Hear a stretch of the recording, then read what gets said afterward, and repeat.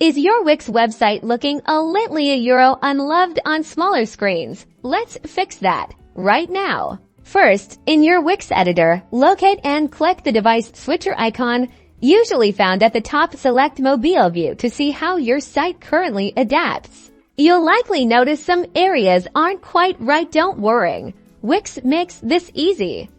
The key is to understand how to adjust each element specifically for mobile. Start by adjusting the size and position of your text boxes. Drag the handles to make them taller or shorter, ensuring readability without taking up too much space. Images can also be resized. Grab the corner handles to make them fit comfortably within the mobile layout. Remember, you can reposition them as needed.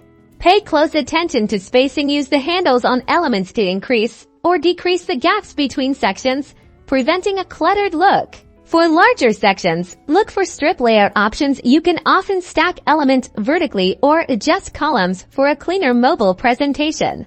Crucially, Wix allows you to show or hide specific elements on different devices. If an element looks terrible on mobile, select it and use the Show On toggle to hide it from that view. Explore the different sections. You might need to rearrange elements or even duplicate and simplify certain content blocks for smaller screens.